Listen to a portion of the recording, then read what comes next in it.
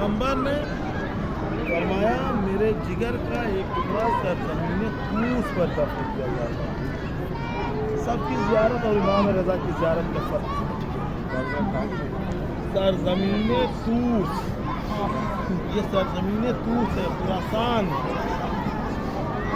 वो मेरे जिगर का टुकड़ा।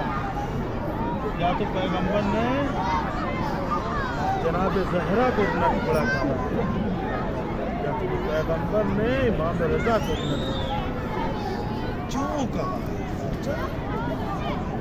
पूछने का मकाम ही है। अच्छा आप खुद इंसान से बताएं, नमाज पढ़ते हैं, किसकी ज़ियारत पढ़ते हैं? सरकार सैयदुश्शोहदा की हक है कि सरकार सैयदुश्शोहदा की ज़ियारत पढ़ी जाए। दीन पर एहसान है इमाम का। फिर किसकी? इमाम ज़माना की हक है कि इमाम ज़माना की मार्फत हासिल करें और ज़ियारत पढ़ें। क्या और इमाम नहीं मासूम है? लेकिन वहाँ से अंदाज़ा लगाइए इमाम की फ़ौरन उसके बाद 3 ज़ियारत पढ़ते हैं, इमाम हुसैन की, इमाम ज़माना और इमाम रज़ा। अब बताए कितने आप नसीब हैं कितने कि अभी तक आप सलाम करते थे मौला को अपने वतन से, लेकिन आज वो मौका आपको मिला है कि आप इमाम के रोज़े में खड़े होकर सलाम करते। ये सादत मंदी है। तो इमाम ने फरमाया, पैगंबर ने फरमाया मेरे जिगर का टुकड़ा सरजमीन तूस। वाहिद मैंने जब इमाम की ज़ियारत के बारे में पढ़ा हूँ तो मालूम ये हुआ इस इमाम की ज़ियारत खुद इमाम ने तो फरमाया है कि मेरी फकत ज़ियारत ना करिएगा, मेरी ज़ियारत कीजिएगा तो मारिफत के साथ। मतलब मारिफत पहचानिए, हर इमाम अरब में है, जिसकी ज़बान अरब में है।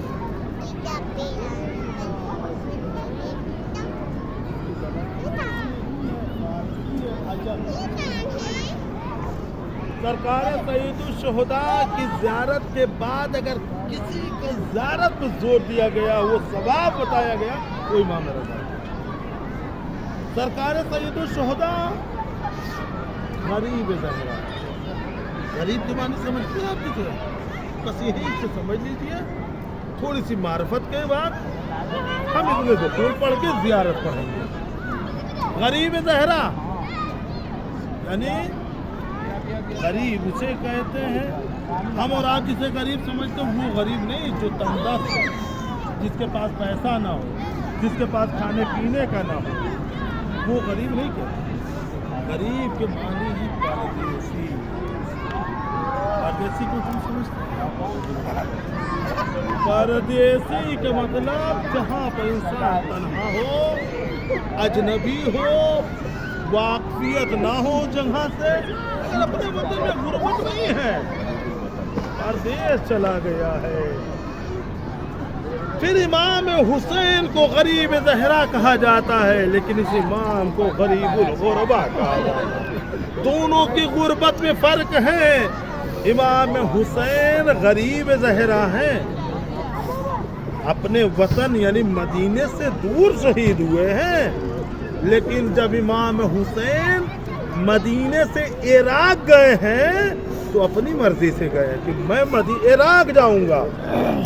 और जब इमाम हुसैन मदीने से इराक गए तो फकत इमाम नहीं गए हैं, इमाम के साथ इमाम की बहनें हैं, बेटियां हैं, बेटे हैं, ख़वातीन हैं। अब बताइए इमाम की गुर्बत, इस इमाम की गुर्बत क्या? वो अपनी मर्जी से गए थे, इस इमाम को जोर जबरदस्ती बुलाया जा रहा है। और ये गुर्बत हुई। दूसरी गुर्बत ये जब इमाम यहाँ आए हैं तो इतना लंबा सफर करके यहाँ पहुँचे हैं तो तनो तनहा पहुँचे हैं। हत्ता कि एक वक्त ये भी आ जाता इमाम के साथ। इमाम की गुर्बत, इमाम कोई भी वसीयत करता तो अपनों से करता है ना।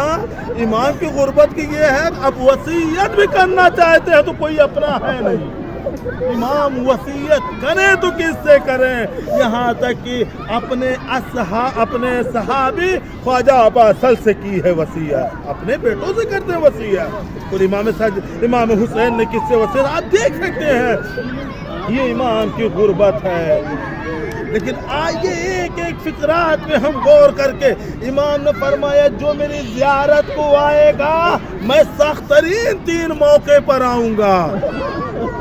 तो 3 कौन मौका है? सख्त तरीन जब मौका होगा, हमारी आपकी अजीजी दोस्ती होती दुनिया तक होती है, लेकिन इमाम ने फरमाया जब तुम दुनिया से जाने के बाद कब्र की मंजिल होगी जहाँ सब छोड़ के चले जाएंगे, मैं आ जाऊंगा।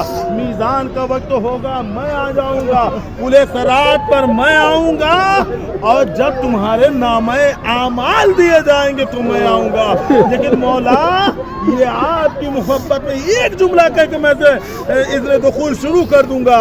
मौला अगर आपने मदीने को छोड़ा है, जोर जबरदस्ती छोड़ा है, तो ये आपके चाहने वाले भी गरीब हैं, लेकिन आपकी मोहब्बत में अपने वतन को छोड़ दिया, और आपके शहर में आने के बाद आपके हरम में दाखिल हो गए।